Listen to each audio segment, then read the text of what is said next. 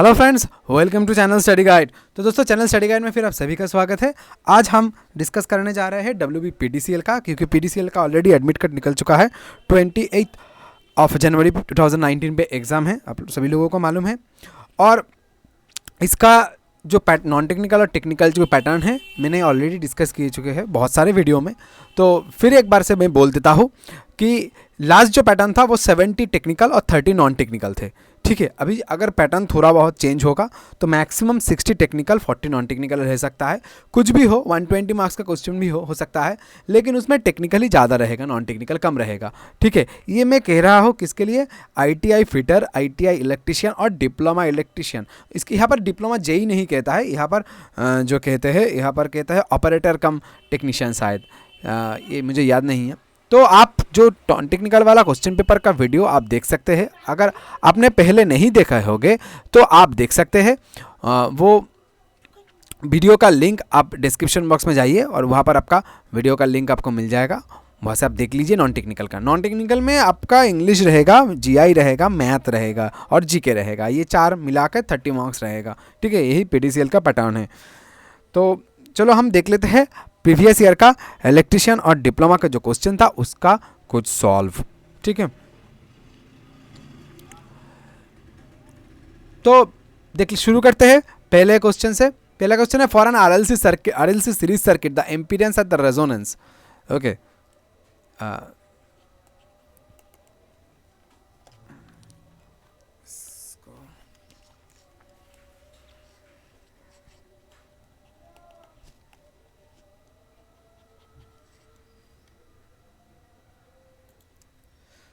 तो आज का जो पहला क्वेश्चन है for RLC series circuit the impedance at resonance. देखो क्वेश्चन पेपर ये किसी का भी रहे, डिप्लोमा के, इलेक्ट्रिशियन के, बहुत दोनों के लिए ही ये सब क्वेश्चन बहुत इंपॉर्टेंट है। ठीक है, for RLC series circuit impedance at the resonance क्या होता है?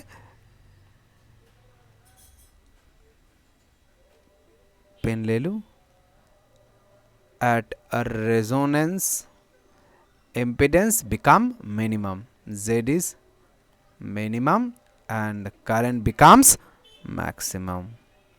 तो यहाँ पर जो पूछा गया है कि Z RLC series circuit the impedance of the resonance is minimum, so the current becomes maximum. तो आंसर होगा ऑप्शन सी। इस ऑलरेडी मैंने कितना वीडियो डाला है? ऑलरेडी 6 to 7 वीडियोज डाला है बंगाली और हिंदी में।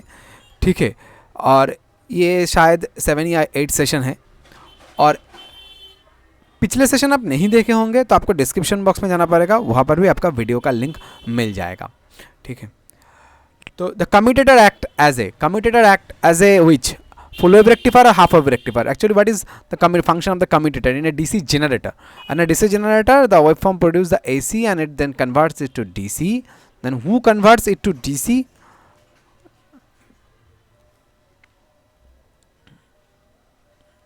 Who converts it into the DC? The commutator. Okay, so the commutator acts as a full wave rectifier, though it is not fully commutating.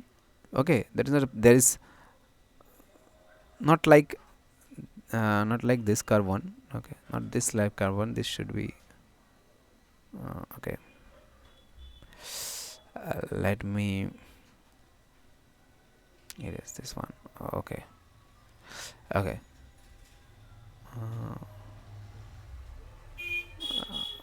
so like this waveform. Okay, so it acts as a full wave rectifier.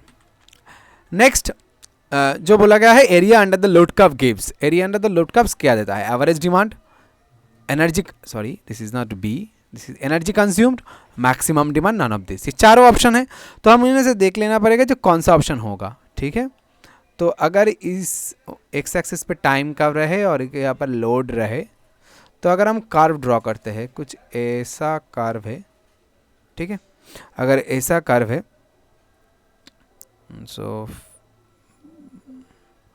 तो ये रहा हमारा area.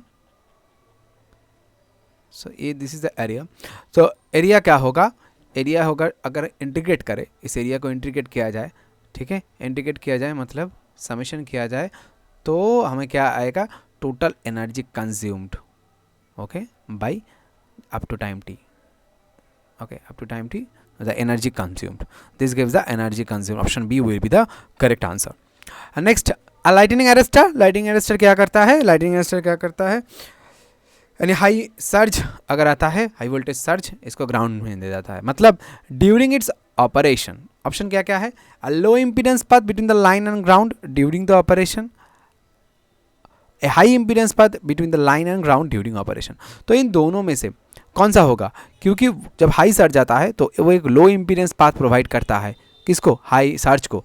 कहाँ पर? Ground में जाने के लिए, line and ground. Okay, so option A will be the answer. When it is operating, okay, it provides a low impedance path between the line and the ground. There is also another option of low resistance, but we should not think about the resistance here. We should think about the impedance. Okay, coming on to the next question. Next question क्या बोला गया है देख लेते हैं एक बार. Next question में है, which of the following equipment is used to limit the short circuit current level in a substation? Substation short circuit level, current level कौन सा है? मतलब किसके यूज़ करने में शॉर्ट सर्किट लेवल आपका घट जाता है. ठीक है, जिसमें ऑप्शन है आइसोलेटर.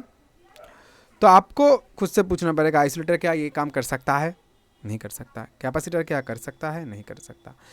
सीरीज रिएक्टर, हाँ, सीरीज रिएक्टर फॉल्ट लेवल को कम घटा सकता है. तो आंसर होगा option C, none of this.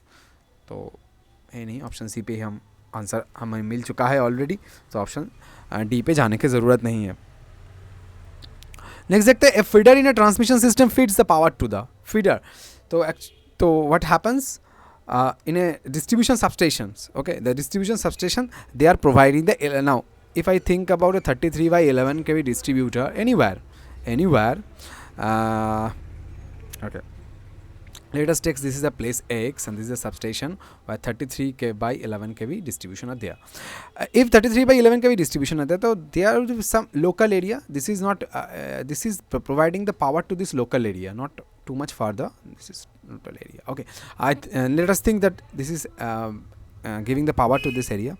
So they are providing the feeder. This is the feeder name 1. This is the feeder name 2. This is the feeder name 3, and this is the feeder name 4. This 4 feeder. Okay, and the LT gear from the substation that means in the substation panel, okay, inner panel, there is a in the not in the outside, the LT panel in the inside. So in the LT panel there are the 4 feeder, and the feeder name suppose 1 2 3 4, and this should be named on the area. Okay, whoever works on the substation में जो लोग काम करते हैं वो इस feeder को नाम ऐसे 1 2 3 4 करके नहीं देते, वो नाम देता है ये फीडर. मतलब ये लोग समझ लो कि इस एरिया का नाम है कुछ XYZ. वो X area feeder, Y area feeder, Z area feeder. ये पारा का नाम है, ये पारा. ठीक है, तो वैसे पारा करके एक फीडर देता है. ठीक है, तो हो गया ये 4 फीडर. तो ये 4 जो फीडर है, ये फीडर डायरेक्टली से पावर हम नहीं ले सकते. ठीक है, इस 11 kV से ट्रांसफार्मर स्टेप डाउन करता है 11 kV टू 0.415 और 0.44. तो वो स्टेप डाउन करके वहाँ से हम डिस्ट्रीब्यूटर को फीड देते हैं. ठीक है, तो जो आंसर होगा वो होगा डिस्ट्रीब्यूटर. नेक्स्ट क्वेश्चन देख लेते हैं. ठीक है, ज़्यादा से आजकल ज़्यादा से ज़्यादा 33 by 11 kV होता है और 6.6 kV फीडर भी रहता है, लेकिन वही आजकल ऑब्सोलेट है. ठीक है, 6.6 kV feeder means the losses are high. Okay, so then lot of the distributions actually CESC sometimes CCSC convert all the 6.6 kV feeder to its 11 kV feeder, and they are improving it fast. Okay, still WBACTCL using the 6.6 kV feeder, but very low extent. Everyone is using the 6.6 kV feeder to a very low extent because due to the losses. Okay, a wavelength of the 1 millimeter could be expected in. Okay, 1 millimeter. So what is the formula to find the wavelength? That is F into lambda, that is equals to C. What is F? F is the frequency, and what is the lambda? Lambda is the wavelength, and wavelength here is 1 millimeter. Okay, so 1 millimeter, that I convert it to meter, 1 into 10 to the power minus 3 meter. Okay, 1 into 10 to the power minus 3 meter. What is the C? What is the C? C is the speed of the light, 3 into 10 to the power 8, 3 into 10 to the power 8 meter per second. So if I convert, if I put the value, the F will becomes 300 gigahertz. F will become 300 gigahertz. Okay, and 300 gigahertz falls in the range of extra high frequency. Okay, extra high frequency. Okay, 300 gigahertz. And the very popular Indian scientist who was working on this particular frequency, on particular wavelength. Okay, and he's known as Jagadish Chandra Bose. He was working on this wavelength, or you can say on this particular frequency in the 1880s. Now the minimum arcing voltage will be in case of, there are the तो 4 यहाँ पर है, silver, graphite, carbon, tungsten. ठीक है, इसमें कौन सा arcing voltage minimum किसका होगा? इसका जो सही ऑप्शन होगा वो होगा सिल्वर. लेकिन सिल्वर का जो मतलब टेम्परेचर में ये गल जाता है तो वो बहुत कम होता है. ठीक है, तो इसलिए हम उसको यूज़ नहीं करते. आंसर होगा जो सही ऑप्शन होगा वो होगा answer A. If they say which one we use in circuit breaker contacts, then the answer would be tungsten alloy. Okay, that is a different question. Which of the following statement is a true? तो option क्या है? Option A पे है, the purpose of the moderator is to slow the fast neutrons due to fission, and the moderator material must have the low molecular weight. Option C है both A and B, and option D है none of this. तो moderator का काम क्या है? Moderator का काम है खूब फास्ट जो न्यूट्रॉन है ना, फास्ट जो न्यूट्रॉन को स्लो करना है. ठीक है, नॉट एब्जॉर्ब करना है, ज़्यादा से ज़्यादा एब्जॉर्ब नहीं करना है, जस्ट स्लो करना है. ठीक है, तो यहाँ पर स्लो करने के लिए हमें क्या लगेगा कि मॉडरेटर लगेगा. उसका काम ही है स्लो करना. लेकिन मॉडरेटर का अब ज़्यादा से ज़्यादा हैवी वेट मॉडरेटर अब आपने यूज़ कर दिया, मतलब उसका वेट न्यूट्रॉन का बहुत आसपास होना चाहिए तो अच्छा होगा. अगर ज़्यादा से ज़्यादा हो गया तो क्या होगा? वो ज़्यादा एब्जॉर्ब कर लेगा, तो उसका काम एब्जॉर्प्शन नहीं है. फिर भी एब्जॉर्ब कर लेता है लेकिन एब्जॉर्प्शन उसका काम नहीं है. So the moderator material must have a low molecular weight. Okay, and option B and option A and B both are correct. So you have to circle the option C, not option A or B on the same way. Okay, do not encircle both A and B, not like that. Circle only the C, option C. Okay, if I move to the next point, next question, and this is the last question of this session. Okay, and of course I will bring total the 70 technical questions on the previous year of the WBPDCL. I have already made the non-technical questions previously, and here I am making only the technical question. 70. Okay, 30 question remaining. 30 question means I have to make more 3 videos. Okay, so in the last question they have asked high resistivity materials are used in. High resistivity materials are used in precision instruments, heating elements, motor starter, all of this. High resistivity elements are used only for heating element. Okay, you can take example of nichrome, manganese. Okay, nichrome, manganese, or constantan. You can take carbon. This all are the high resistive element. High resistive element only used for the you can also take tungsten here. So they are all can be taken as a heating elements, not in the precision instrument or the motor starter. Okay, so answer will be the motor heating elements. And thank you for watching the session. और बहुत सारा धन्यवाद आपको हमारे support करने के लिए. और जो लोग वीडियो देख रहे हैं चैनल को अभी तक सब्सक्राइब नहीं किया तो जरूर सब्सक्राइब कर लीजिए, बेल आइकन प्रेस कर लीजिए, क्योंकि और भी बाकी सारे क्वेश्चन मैं अपलोड करने वाला हूँ. Thank you.